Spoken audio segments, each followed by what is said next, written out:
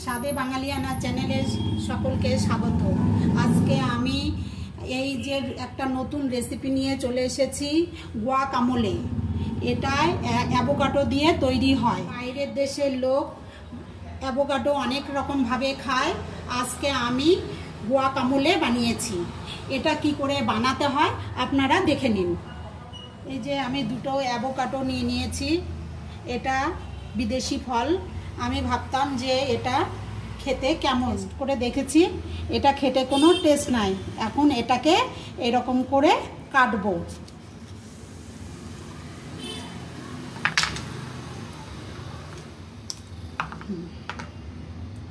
আমি এটাও কেটে নিচ্ছি।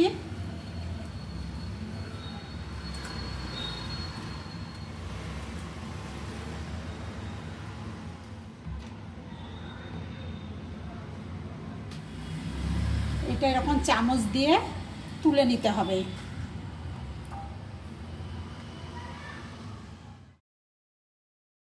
এখন চারটেই এরকম করে ম্যাশ করে নেব। অনেকেই স্যালাডের মতন খায়, কিন্তু এটা আমি চাটনি মতন বানাবো। এর মধ্যে এখন যা যা দেবো আমি সেটা কেটে নিচ্ছি। এটাকে খুব মিহি করে কেটে নেব। এরকম ছোট ছোট করে কেটে নেব। এটা যত ছোট কাটবেন পেঁয়াজটা, তত খেতে ভালো লাগবে। ধনে পাতাটাও ছোট ছোট করে কেটে নেব।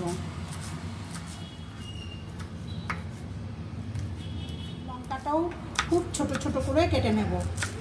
এগুলো যত ছোট কাটবেন তত খেতে ভালো লাগবে।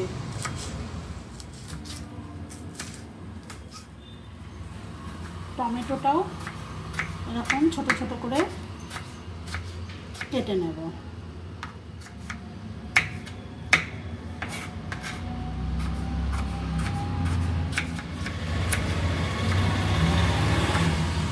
এখন আমি দিয়ে দেব এর মধ্যে পেঁয়াজটা, দিয়ে দেব কাঁচা লঙ্কা, দিয়ে দেব টমেটো, ধনে পাতা, ঝালটা আপনাদের পছন্দ মতন দেবেন, দিয়ে দেব লেবুর রস, গোলমরিচ গুঁড়ো, স্বাদ অনুযায়ী লবণ, আর দিয়ে দেব এটা ভাজা জিরের গুঁড়ো। এটা সুন্দর করে মেশাবো। এটা কোনো খাটনির কাজ না, ঝটপট হয়ে যায়। এটার নাম হচ্ছে গুয়াকামোলে। নিজস্ব কোনো টেস্ট যে নাই সেহেতু এটার মধ্যে এগুলো দিয়ে চাটনিটা বানালে খেতে খুব ভালো লাগে। এটা একটা চটপটা ডিশ। এই যে এরকম কেউ এরকম নাচোস দিয়ে ডিপ করেও খায়, আবার রুটির সঙ্গে স্প্রেড করেও খায়। তাছাড়াও এটা টোস্ট দিয়ে, ব্রেড দিয়ে খাওয়া যায়। এরকম করে খেতে হয়। আমি এই দুটো দিয়েই আজকে করে দেখালাম।